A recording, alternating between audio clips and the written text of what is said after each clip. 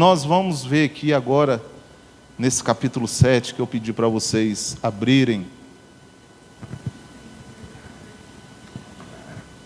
a partir do versículo de número 37. 37.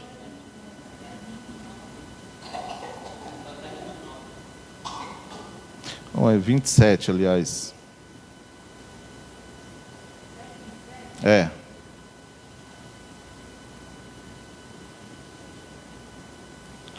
João não tem 7,37? Não, é João. É João, vamos lá. É João 7,37. Vamos lá.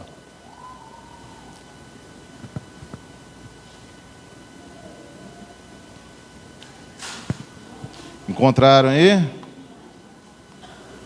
Amém? No último dia, o grande dia da festa, levantou-se Jesus e exclamou: se alguém tem sede, venha a mim e beba. Quem crê em mim, como diz a Escritura, do seu interior fluirão rios de água viva. Isso ele disse com respeito ao Espírito que havia de receber os que neles crescem, pois o Espírito até aquele momento não fora dado, porque Jesus não havia sido ainda glorificado. Vamos ler todos juntos esse comecinho aí do versículo 38, que diz assim, vamos lá? Quem crê, como diz, do seu fluirão. Ai. Vamos orar? Senhor, fala conosco. É a tua palavra que fala conosco. Tudo que fizemos aqui é em vão, cantar, as nossas orações, muitas vezes tão medíocres. Se a tua palavra não vier de encontro ao nosso coração, e nós não entendermos o que o Senhor quer dizer à tua igreja, Pai, nós vamos sair daqui como sacos vazios. Sairemos daqui tão vazios, mas a tua palavra, ela é santa, ela é poderosa, e nós nessa noite queremos ouvir essa palavra santa e poderosa, e nos ensina, nos corrige, nos alimenta, para que de nós flua rios de águas vivas. É o que pedimos a Ti, em nome de Jesus. Amém. Queridos, o que eu tenho pedido nesses dias, e a minha esposa me acompanha lá em casa e sabe que eu estou lendo muito sobre avivamento, e eu tenho orado muito a Deus, para que nós como igreja, nós possamos entender o que significa essa palavra avivamento. E a partir do momento que nós entendermos o que é essa palavra avivamento, nós começarmos como crentes em Jesus, como servos do Senhor, nós vivermos essa vida de crentes avivados.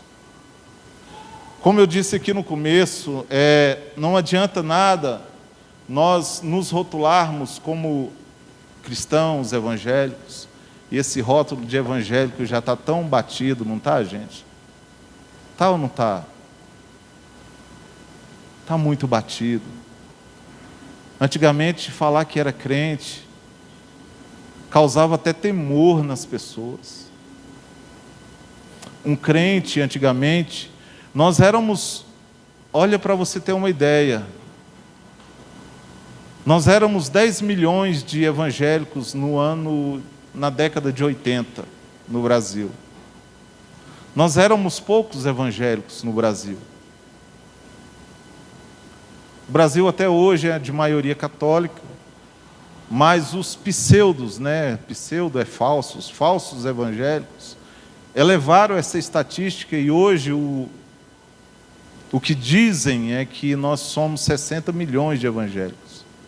O que não reproduz aquilo que o país vive, o que não reproduz a vida nossa de crente, o que não reproduz o que a nossa nação está vivendo. Se nós olharmos para trás na história da igreja e na história dos homens de Deus, nós vamos ver homens de Deus, mulheres de Deus, que mudaram a história, tanto de onde eles viviam, tanto da casa de onde eles eram, da família que eles pertenciam, da nação que eles pertenciam. Nós vimos homens transformando gerações pelo poder do Evangelho e pelo poder do Espírito Santo. E eu gosto muito de estudar a vida de grandes homens de Deus, como Jonathan Edwards, como Spurgeon, como Martyn Lloyd-Jones. Grandes homens de Deus que talvez nem tenha a mesma teologia que eu tenho, mas que fizeram a diferença, que a questão teológica é só um detalhe, como John Wesley, como Charles Finney, como George Whitefield, como Martinho Lutero, que teve a percepção e a ousadia no Espírito Santo de romper com a igreja em Roma, como João Calvino, que não aceitava que ninguém pegasse o pão da ceia e o cálice da ceia, se aquela pessoa não vivesse uma vida santa e piedosa. Enfrentava homens poderosos dentro da igreja, que achavam que era dono da igreja, homens que foram expulsos da cidade, mas que depois aquela cidade se arrepende e manda trazê-los de volta, homens que fizeram a diferença na história. E nós olhamos para a igreja do século 21, nós tínhamos que baixar a nossa cabeça e ter vergonha. Homens que não mediam esforços, homens que andavam quilômetros e quilômetros no lombo de um cavalo, homens que atravessaram os mares, os oceanos, como o apóstolo Paulo, que plantou igrejas, que praticamente evangelizou o mundo antigo todo. Um homem, acompanhado de 12 outros homens, acompanhado de 126 homens que estavam ali naquele cenáculo. E Deus, através de 12, Deus, através de 1, Deus, através de 126, mudou a história.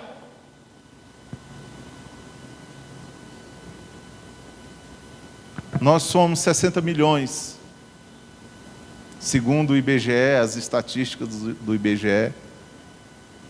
E os evangélicos hoje são chacota e piada na internet.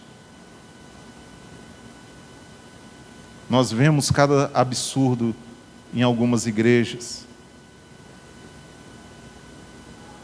E nós achamos que isso é avivamento. Irmãos, se o avivamento não vier pela palavra de Deus, não é avivamento, é fogo estranho.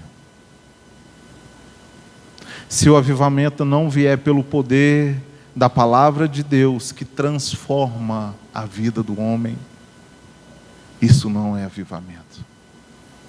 O avivamento tem que transformar o teu comportamento. O avivamento tem que transformar a tua casa. O avivamento tem que transformar a sua relação com Deus. O avivamento tem que transformar a sua família. O avivamento tem que transformar o seu bairro. O avivamento tem que transformar a sua vizinhança. O avivamento tem que transformar a nossa cidade. E o avivamento tem que transformar também o nosso estado e o nosso país. Isso é avivamento. Isso é avivamento. Não adianta uma pessoa só. Nós somos um corpo. Nós somos uma igreja. E nós precisamos andar em unidade. O crescimento da igreja só se dá quando um povo anda em unidade. Nesse texto de João capítulo 7, se você ler do começo, você vai ver Jesus sendo motivo de chacota até mesmo para os seus irmãos. Se você ver, a partir do versículo 1, você vai ver que os irmãos de Jesus falam assim, olha, se você realmente é profeta, se realmente você faz aquilo que você diz que faz, que as pessoas estão dizendo aí que você faz, mostra-te ao mundo. Os irmãos de Jesus, os que saíram da barriga de Maria, que era da casa dele. Se você realmente é profeta, Jesus, mostra-te ao mundo, vá a Jerusalém, é dia de festa. Era a semana da festa dos tabernáculos, e então os irmãos de Jesus, aí a Bíblia vai dizer que eles mesmos não criam em Jesus como profeta. Mas eles falaram, se você realmente é profeta, mostra-te ao mundo. Meu irmão, um profeta não precisa de holofote. Um profeta não precisa de microfone. Um profeta não precisa de um violão na mão e nem de nada disso aqui que nós fazemos aqui. Não precisamos de internet, não precisamos de mídia, não precisamos de televisão. Um profeta de Deus, Deus usa ele com a ferramenta que ele quiser. Com a ferramenta que ele quiser. Sabe por quê? Eu prefiro às vezes dar ouvido a uma pessoa simples, quando me chama e fala assim, pastor, olha, eu queria te falar alguma coisa. Sabe por que eu prefiro conversar com essas pessoas e dar ouvido a essas pessoas? Porque o Espírito Santo, ele atua na simplicidade. O Espírito Santo não precisa de holofote de ninguém. O Espírito Santo não precisa que ninguém dê ajudinha para ele. O Espírito Santo, ele age no mais humilde.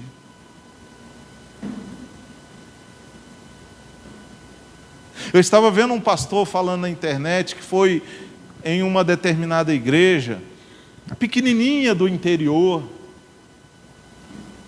e naquele lugar uma moça pediu uma oportunidade para cantar um hino.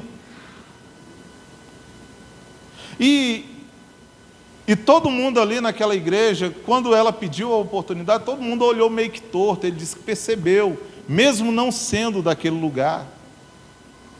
E ele disse então que aquela moça pegou o microfone e começou a cantar um hino lá do cantor cristão.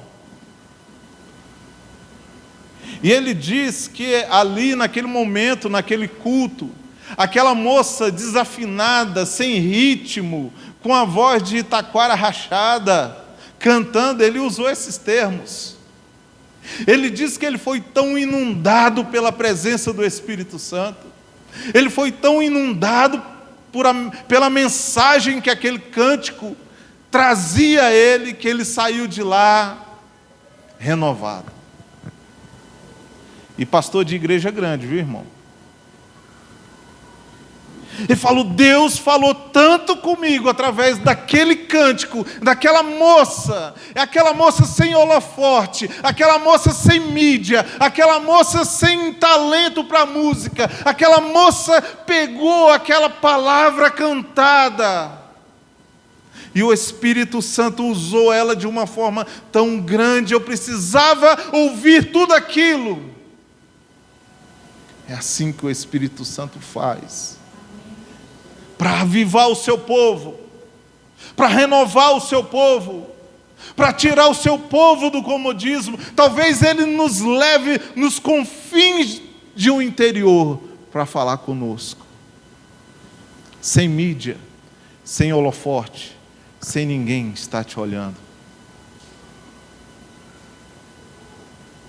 Nós vivemos num tempo onde as pessoas querem holofote e querem a mídia. Não é verdade? Querem holofote, querem mídia. E era isso que estava acontecendo com Jesus. Vai, Jesus, mostra-te ao mundo, você é profeta. Jesus vira para os seus irmãos e diz assim: olha, o meu tempo não é chegado. O meu tempo não é chegado. É como se fosse a voz de Satanás dizendo assim: olha, vai, você é o cara, você é o pregador, você é o melhor pregador, você é o melhor no que você faz. Tem um testemunho do Charles Haddon Spurgeon, que ele diz o seguinte, que determinado dia ele estava pregando na sua igreja, e aí acabou o culto e uma senhora da sua congregação chega para ele e diz assim: pastor Spurgeon, o senhor pregou bem demais, o senhor foi bom demais hoje. Ele vira para aquela senhora e diz assim: a senhora é a segunda pessoa que me diz isso hoje. A primeira foi Satanás. Porque Satanás, ele quer que nós nos vangloriemos daquilo que não é nosso. Irmão, púlpito não é do pastor. Eu falo isso, eu até arrepio, com muito temor no coração. Porque o que sai daqui tem que abençoar a sua vida. E o que sai daqui também pode amaldiçoar a sua vida.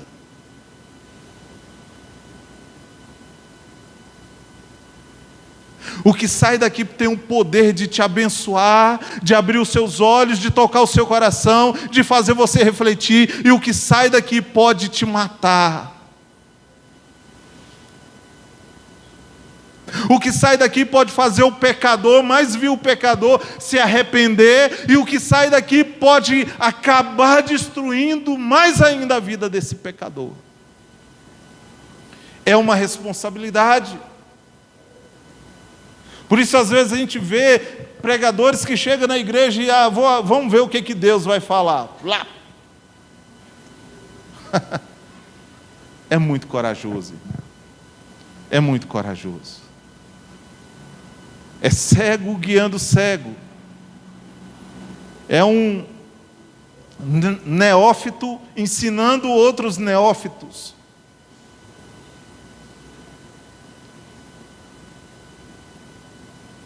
Jesus, então, não cede àquilo que os seus irmãos dizem para ele. Ele diz que o seu tempo não é chegado. Só que depois de algum tempo, Jesus vai a Jerusalém. Se você ler no texto, você vai ver que Jesus vai. Só que Jesus era tão parecido com os outros discípulos, era um judeu comum, Jesus não tinha nada de especial, aparentemente. Isaías vai dizer, nele não havia nenhuma beleza, nenhuma formosura, olhávamos para ele e nós não víamos nada de diferente, ele era comum. Parecido com todos os outros judeus, estava indo a Jerusalém prestar culto ao Senhor, ao Pai. Só que Jesus, irmãos, quando abria a boca, fazia toda a diferença. As pessoas questionaram Jesus. As pessoas chegaram diante de Jesus e falaram assim: mas se você é o Cristo, segundo as profecias, ninguém sabe de onde que ele veio. Ele vai aparecer, o Cristo ele vem para livrar era a concepção de Israel e do povo judeu, que o Cristo vinha para poder livrá-los da mão da opressão de Roma, para restaurar o reinado de Davi. Essa era a impressão. Agora aparece um Cristo humilde, filho de carpinteiro, filho de uma mulher simples. E entre aquele povo estavam os seus irmãos. Um homem simples que todos sabiam de onde ele tinha vindo, de onde Jesus vem. De Nazaré. Nasce em Belém, vai para o Egito, fugido, volta para Nazaré, mora em Nazaré, e tanto que ele é apelidado de quê? O Jesus, o Nazareno.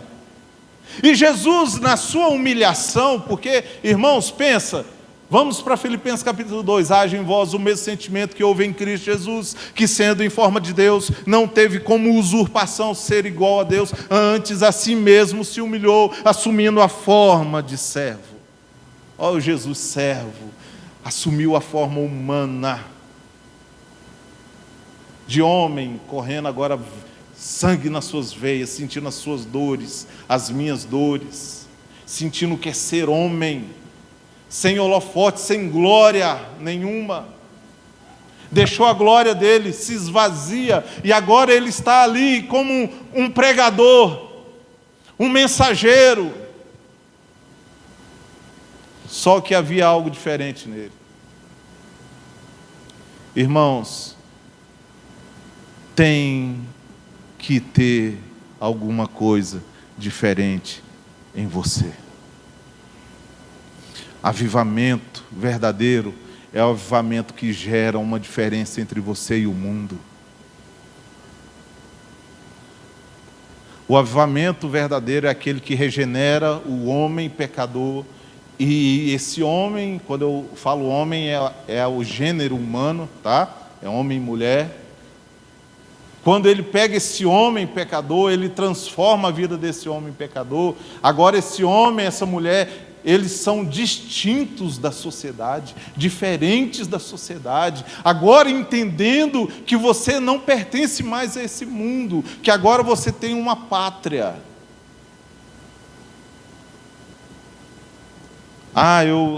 O Brasil é minha pátria. Não, o Brasil é o lugar onde você está alojado e alocado nesse momento. A sua pátria é superior a essa. A sua pátria é celeste.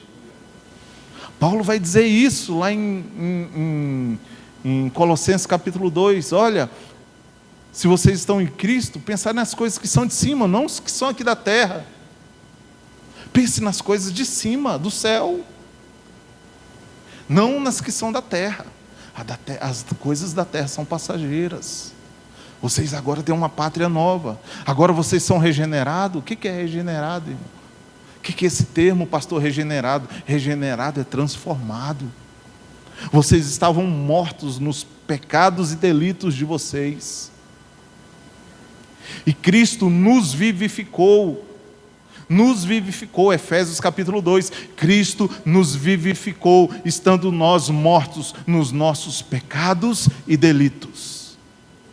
Ele nos deu vida, nós estávamos mortos, Ele nos deu vida, nós estávamos sem esperança, Ele nos trouxe esperança, e agora nós temos a missão de trazer como um povo que se diz um povo de Deus, o povo avivado, o povo que está esperando a volta de Jesus. Nós temos que ser boca de Deus para essa geração e para essa nação. E isso é avivamento. Quando uma pessoa olhar para você e falar assim: esse homem é distinto, ele não é igual a mim. Essa mulher é distinta, ela se veste diferente, ela não é desse mundo. Porque o mundo gospel hoje está difícil, né, irmão? O mundo gospel, eu tenho até nojo dessa palavra gospel, para falar a verdade. Tem nojo. Tem tudo, ó. Hoje tem. Vocês vão se escandalizar, mas tem, viu? Tem boate gospel. Tem boteco gospel. Que mais gospel aí? Vamos lá. Carnaval gospel. Arraial gospel.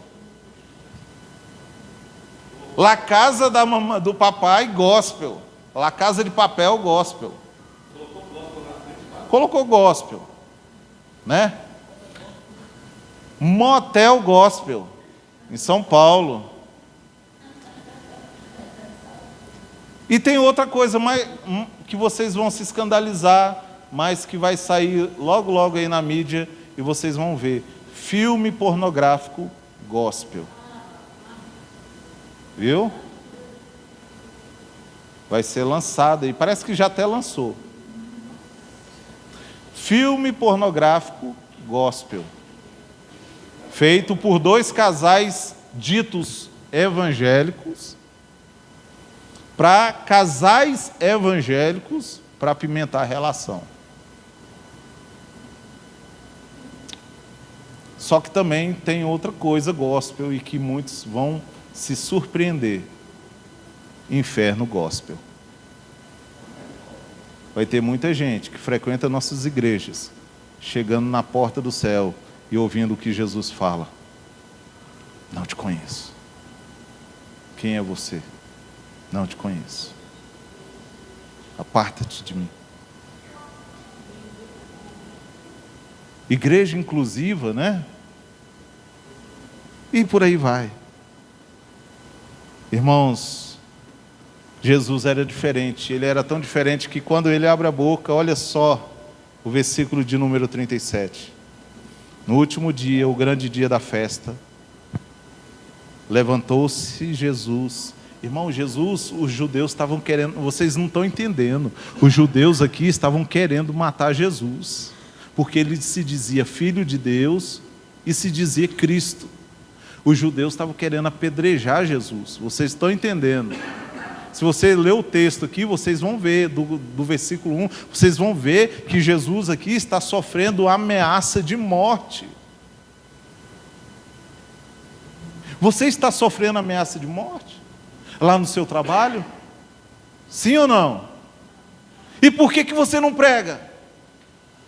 Você está sofrendo ameaça de morte lá na sua rua, na sua vizinhança? E por que você não prega? Você está sofrendo ameaça de morte aqui na cidade de Rio Verde, então por que você não abre a boca e prega? Aqui Jesus está sofrendo ameaça de morte. E aí diz o versículo 37, no último dia e grande dia da festa, ele era comum ali a todos, Jesus levanta a voz e exclama. Nós temos que aprender muito. Jesus levanta a voz no meio do povo, o povo estava ali para oferecer sacrifício, festa dos tabernáculos, e Jesus então chega e fala, chama a atenção para ele, exclamou, se alguém tem sede, venha a mim, beba. Ele está rogando para si o quê? O senhorio. Eu tenho algo para dar para vocês beberem. Eu tenho algo para oferecer que vai saciar essa dor, que vai saciar essa necessidade de compreensão. Eu tenho algo para você. Se você tem sede, venha a mim e beba. Versículo 38, quem crê em mim, olha só, quem crê em mim, eu sou o caminho, eu sou a verdade, eu sou a vida. Então, quem crê em mim, do seu interior fluirão rios de água viva. Eu sou a fonte de água viva. Como diz as Escrituras, como os profetas profetizaram a respeito de mim. E Jesus, quando está falando isso aqui, ele está se remetendo, Luciane, rapidinho põe aí, ele está remetendo às profecias de Ezequiel 36, a partir do versículo 24, abra sua Bíblia aí, Ezequiel de número 36, capítulo 36, a partir do versículo 24 ao 27, olha o que vai dizer. porquanto vos tirarei dentre as nações. Isso é o profeta falando acerca do Messias, falando acerca do Cristo. Porquanto vos tirarei dentre as nações e vos reunirei de todas as terras. Ali, olha só, era um escândalo, porque o povo de Israel se achava o povo eleito, o povo escolhido de Deus, e eles eram. Só que aqui o profeta está dizendo assim: olha, o Messias, o Salvador, vai escolher gente de todas as nações, e reunirei de todas as terras, e os conduzirei de volta para a vossa terra própria, a vossa terra própria. Então aspergirei o quê?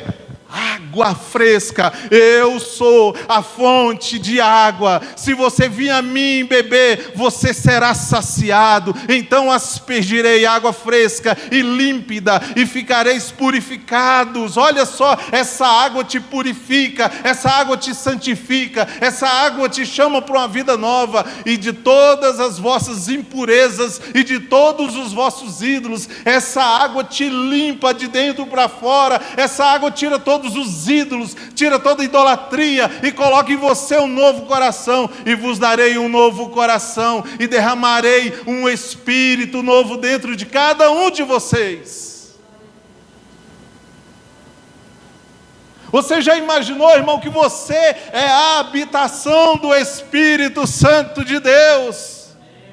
Ele aspergiu a água límpida, a água que flui agora de dentro de você, a água agora que flui, jorra de dentro de você, e agora Ele arrancou todo o pecado, Ele arrancou toda a imundícia, Ele arrancou o coração de pedra, Ele te deu um coração agora, um coração humano, um coração de carne, um coração que sente a dor do necessitado, um coração que olha para o pecador com um olhar de compaixão. É o coração novo do homem que Deus regenera. Arrancarei de vós o coração de pedra e vos abençoarei com um coração de carne. Deus te deu uma vida nova. Olha para a sua vida antiga, faz uma retrospectiva aí de quem você era.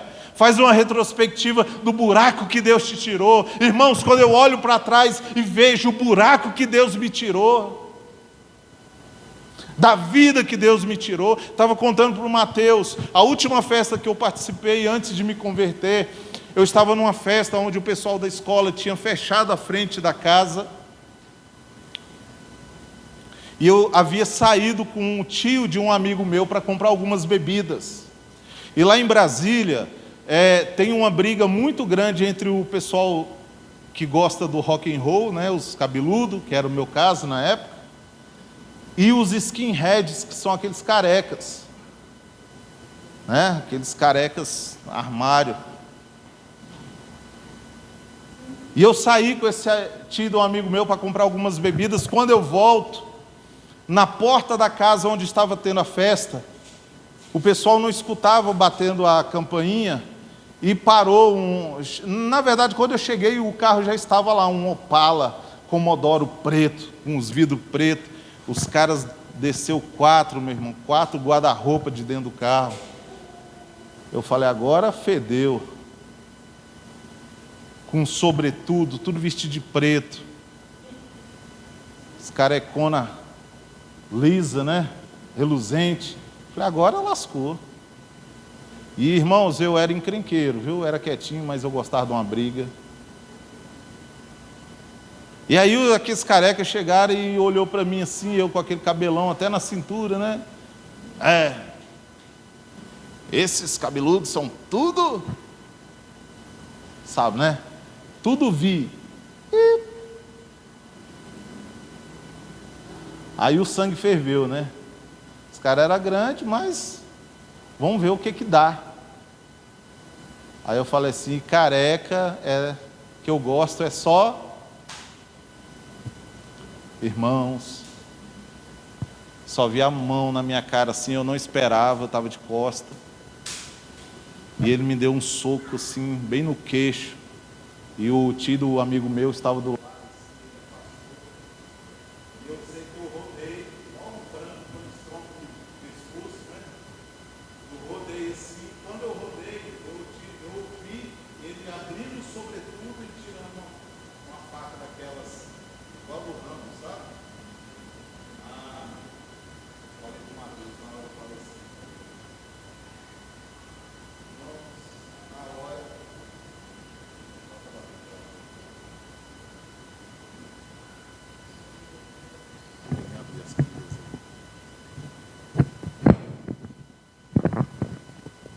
Na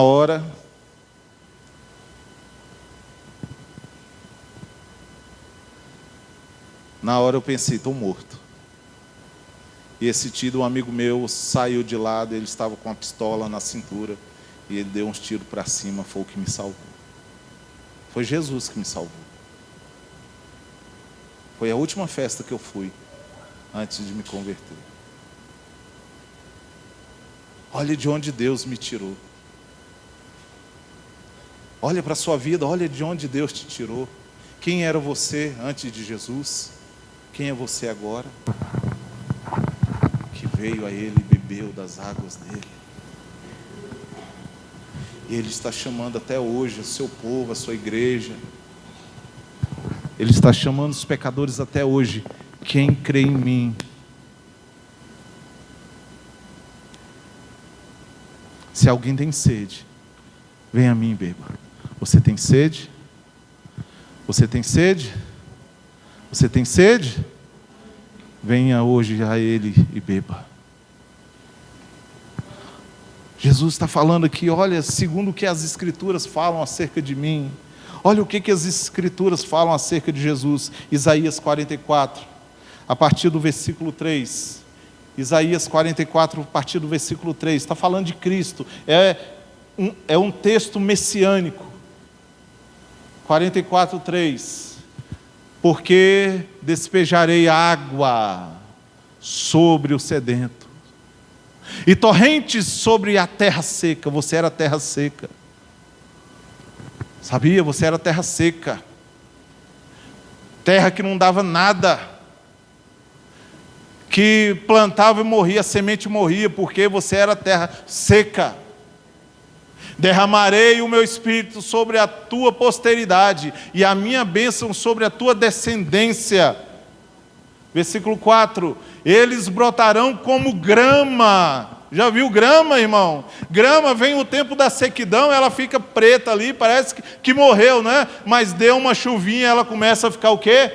Verde novamente, ela brota novamente. Ao cerrado, o cerrado pega fogo, fica aquelas árvores tudo chamuscado, os pés tudo chamuscado de preto, mas quando vem a primeira chuva, o cerrado começa a brotar novamente. Assim é a presença do Espírito Santo na vida do crente. Você pode passar pelo fogo, você pode passar pela adversidade, mas quando vem a chuva de Deus, a chuva do Espírito Santo, quando você vem a Ele, bebe dele, tudo começa a brotar novamente. Olha, eles brotarão como a grama, como um salgueiro junto às correntes das águas. Versículo 5.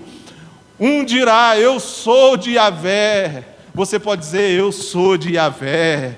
Eu sou de Deus, eu sou do Senhor. Outro chamará a si mesmo pelo nome de Jacó. Eu sou povo de Deus, eu sou Israel de Deus. E ainda outro escreverá na sua própria mão, pertenço ao Eterno, e tomará o nome de Israel por sobrenome. Nós somos a igreja de Deus, povo de Deus, Israel de Deus, enxertados na videira verdadeira. Nós bebemos dessa água e agora nós pertencemos a Deus.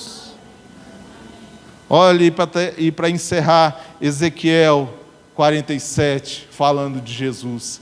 Que texto maravilhoso esse de Ezequiel 47, a partir do versículo 6. Olha o que vai dizer. Ele então me indagou: observastes tudo isso, ó querido filho do homem? Transportou-me de volta à margem do rio. Olha só, que maravilha! Assim que cheguei, notei muitas árvores, em cada lado do rio. E ele me revelou: essas águas fluem para o leste, em direção à região oriental, e descendo até Arabá, ao vale do rio Jordão, chegando ao Mar Morto. Quem sabe o que é o Mar Morto? Mar Morto é um lugar sem vida. Isso aí é uma profecia sobre o Cristo, sobre Jesus. O começo desse texto aí é daquela música que nós cantamos aqui. Existem águas mais profundas, águas que dão nos joelhos, águas que dão nos artelhos, águas que dão no lombo, águas que nós mergulhamos nela.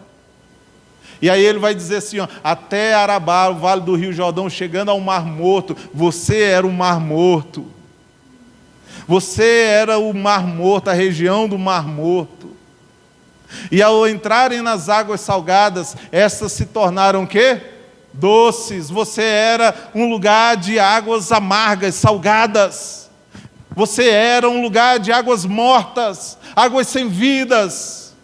Só que esse rio desceu, esse rio foi ao encontro desse lugar morto, esse rio que transborda para a vida eterna, desceu até nós, chegou até nós, águas salgadas, estas se tornaram doces e saudáveis. Versículo 9. Por onde passar o rio haverá todo tipo de animais e de peixes, irmãos, isso é maravilhoso. Isso é maravilhoso, aonde você passar, a bênção de Deus tem que estar ao seu lado. Você é abençoado de Deus, você é transbordante em Deus. Aonde você passar agora, você é representante desse Deus. Aí, ó, esse Jesus, essa fonte de água viva que veio até nós, Ele passou por nós e tudo em nós estava morto. Agora, olha só por quanto essas águas límpidas fluem para lá. Elas saneiam águas salgadas, de modo que aonde o rio passar, tudo vai ganhar vida. Versículo 10. Os pescadores estarão juntos dele, haverá lugar para estender as redes, desde o Gedi, fonte do bode, até em Englaí, fonte das bezerras. As pescarias serão fartas, com peixes de várias espécies, com os pescados no mar Mediterrâneo. Versículo 11. Todavia seus charcos e pântanos não represarão água potável e serão deixados para a produção de sal. Versículo 12. Então, junto ao rio, em ambas as margens, nascerá todo tipo de árvore que dará o seu fruto comestível. Aí nos remete ao salmista que diz, e as árvores que estão do lado do rio, essas darão fruto ao seu tempo. Olha só que maravilha, não murchará, nem o seu fruto apodrecerá. Irmão, Jesus te restaurou, te regenerou, te salvou para que você dê frutos, e esses frutos não irão apodrecer.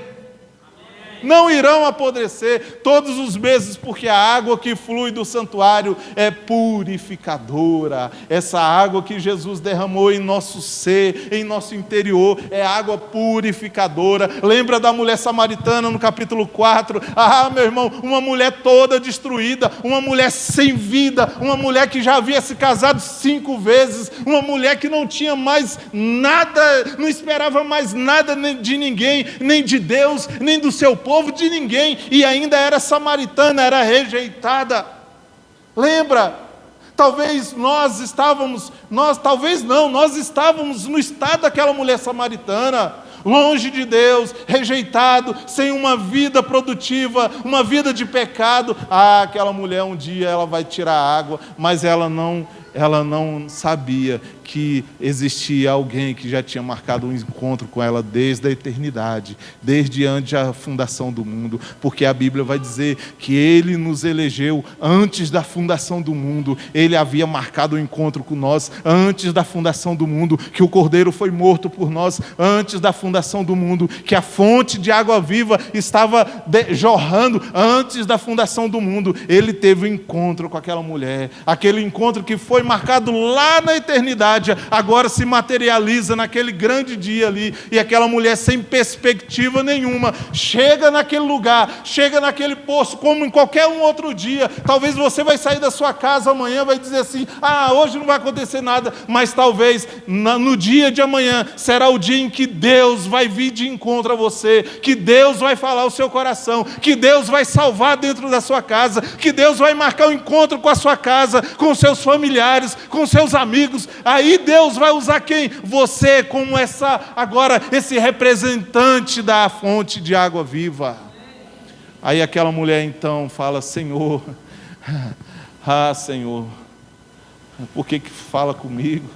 Eu sou mulher samaritana. Jesus olha para aquela mulher. Eu acho que Ele olhou com um olhar de amor, um olhar de graça, uma mulher rejeitada por toda a sociedade, uma mulher mal falada. Imagina uma mulher naquela época, casada 5 vezes, divorciada 5 vezes e morando com um homem que ainda não era nem marido dela. Imagina isso, irmão, naquela época, naquela cultura. É aquela mulher sem esperança nenhuma. Ela tem um encontro com a fonte de água viva. Ela foi num poço procurar água natural, água normal, água que você bebe e tem sede novamente. Mas quando ela chega ali, ela encontra a fonte de água viva jorrando, a fonte de água viva esperando por ela, a fonte de água viva para dar esperança novamente para ela. E aquela mulher, então, Jesus fala: olha, o que eu tenho para dar para você é algo tão grande que você nem imagina, é algo tão sobrenatural que você não imagina, que vai mudar a sua vida.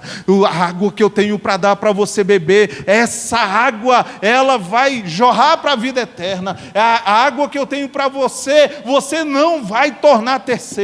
Meu irmão, nessa noite, uma igreja avivada, uma igreja que quer buscar o avivamento do Senhor, uma igreja que quer experimentar o avivamento do Senhor, tem que beber dessa água. E quando você beber dessa água, você vai transbordar. E quando você beber dessa água, você vai transbordar. E você vai fazer como diz lá em Ezequiel 47. Você vai transbordar, irmão. Sabe o que é transbordar? É você... Num copo, quando transborda o quê? O copo ali não contém, ele transborda e molha outros lugares, né? Você vai transbordar, e essa água que vai transbordar de você vai alcançar outras pessoas, vai alcançar outras vidas, outros virão a Jesus, outros serão salvos, outros serão regenerados, outros serão chamados ao arrependimento por causa dessa água viva que transborda de dentro de você. Meu irmão, isso é maravilhoso. Isso sim é avivamento. Isso sim é avivamento. Avivamento não é cantar bonito. Avivamento não é pregar bonito. Avivamento é viver uma vida transbordante. Entender que o Cristo, que o Salvador nos salvou para sermos também agora os atalaias, aqueles que anunciam a boa nova. E o Senhor tem isso para você nessa noite. Amém? Sejamos uma igreja avivada. Sabe por que essas cadeiras ainda estão vazias? Porque nossa igreja não é avivada. Porque nós não somos, e quando eu falo nós, eu incluo a mim. Nós não somos avivados. Nós não entendemos o que é avivamento. Porque a hora que nós entendermos o que é avivamento, irmão, você vai ver lá dentro da sua casa, você vai ver lá do lado dos seus vizinhos, você vai ver lá no seu trabalho, você vai ver o que é avivamento. Você vai ver. Amém? Que nós sejamos e busquemos o avivamento. Como o profeta Abacuque diz: Senhor, aviva a tua obra, e no meio dos anos e ao longo dos anos, aviva a tua obra. Fique de pé. Vamos orar.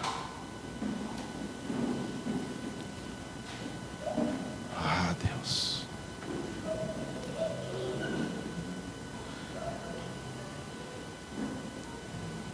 Aviva a tua obra. Nós precisamos, Senhor, sermos avivados. Feche os seus olhos. Talvez aqui você hoje está precisando desse avivamento, dessas águas que fluem para a vida eterna.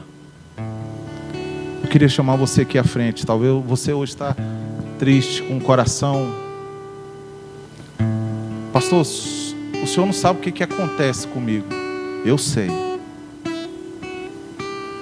Você precisa do avivamento de Deus na sua vida. Vem aqui à frente, vem aqui, nós vamos orar por você. Vem aqui à frente. Você que precisa ser fortalecido na sua fé. Pastor, eu estou sem fé. A Bíblia diz: aquele que precisa de fé, peça a Ele. Peça a Ele sabedoria, peça a Ele entendimento, mas peça fé. Peça que Ele tem para te dar. Vem aqui à frente. Pode arrastar a cadeira para o lado aí, não tem problema não. Vem aqui à frente. Venha. O problema do avivamento não é a igreja, não é o lugar onde você cultua. O avivamento começa em nós. O avivamento não é porque a igreja é assim ou assada, não. O avivamento começa em você. Se disponha nessa noite. Queria chamar algumas irmãs aqui para orar aqui, a Luciene. Vem aqui, Luciene. Vem aqui, tia Rosa. Vem aqui, Ângela. Vem orar com as irmãs. Venha rápido, venha rápido. Vamos orar. Chama a dona Sônia. Vem aqui, missionária Sônia. Vem aqui orar, em nome de Jesus. Senhor, em nome de Jesus, essas mulheres que aqui estão, ó Deus, cuida do coração delas, aviva o coração delas. Deus, em nome de Jesus, que elas entendam, possam entender que o Senhor é Deus que transforma a história da nossa vida. E nessa noite, elas estão aqui, ó Pai, ó Deus, com o coração quebrantado na Tua presença. E nós cremos que o Senhor é aquele que visita os corações, as intenções do coração. O Senhor é aquele, como a Tua palavra mesmo diz em Ezequiel, que tira o coração de pedra, coloca o coração de carne. O Senhor é o Deus que muda a circunstância da vida do homem. O Senhor é aquele que renova as nossas forças. A Tua palavra diz: os que confiam no Senhor renovarão as suas forças. Que elas confiem em Ti, que os irmãos que aqui estão confiem em Ti, ó Pai, andem em Ti, busquem em Ti conforto. Se alguém tem sede, venha a mim, beba. Que elas bebam dessa fonte de água viva que é o Senhor. Essa fonte de água que transborda para a vida eterna. Essa água que renova o nosso interior e traz a alegria que excede todo entendimento, toda a compreensão humana. Renova a alegria na vida dessas irmãs, desses irmãos, da Tua igreja, do Teu povo. Renova a alegria do Teu povo nessa noite. É o que pedimos a Ti, que haja restauração aqui hoje, que haja nessa noite aqui, ó Deus, a compreensão daquilo que é avivamento, e que o Teu povo, a Tua igreja, saia daqui hoje entendendo isso. Esse compromisso que nós temos de sermos uma igreja do avivamento, sermos uma igreja que vive o avivamento, que sermos uma igreja que vive o avivamento da Tua palavra, em nome de Jesus. Renova, renova, renova, restaura, restaura, renova, Senhor, nessa noite. Restaura, Senhor, a alegria de Te servir. Como diz lá em Abacuque, restaura, Senhor, em nome de Jesus, ao longo dos anos, aviva a Tua obra. Como o salmista diz: restaura em mim, ó Deus, a alegria da Tua salvação. Ah, Pai, restaura no coração do Teu povo a alegria da salvação, que eles sejam alegres, felizes em ser salvos em Cristo Jesus.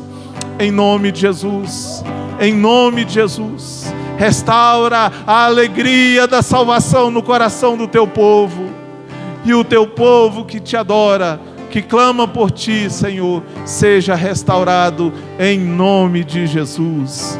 Em nome de Jesus, em nome de Jesus, em nome de Jesus. Aleluia. Glória a Deus. Nós Te louvamos, Jesus. Glória a Deus. Música. Sobre mim perdão e graça, e lava-me, Senhor, pois hoje eu preciso do Teu amor. Vai chover sobre mim e lava-me, Senhor, pois hoje eu preciso do Teu amor. Aleluia, aleluia. Que o Senhor nessa noite renove os corações, que nessa noite o Senhor restaura a alegria, que o Senhor nessa noite aviva o Teu povo, em nome de Jesus, em nome de Jesus. Aleluia, aleluia. Glória a Deus, glória a Deus. Amém. Senhor, nós Te louvamos nessa noite. Levanta suas mãos para o céu. Vamos agradecer a Deus. Senhor, nós agradecemos a Ti por tudo que o Senhor falou conosco nesta noite. Ah, Jesus, é só o Senhor em nós. Só o Senhor em nós, para restaurar a alegria, restaurar a nossa vida. Faz, ó Pai, com que o teu povo tenha uma semana abençoada. Guarda a vida de cada um. E em nome de Jesus, renova as forças, renova a alegria, dê paz, esperança.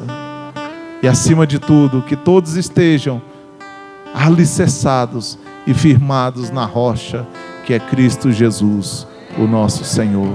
Em nome de Jesus. Que a graça do Senhor Jesus, o amor de Deus e a comunhão do Espírito Santo seja com toda a igreja. Você pode dizer um amém? Que Deus te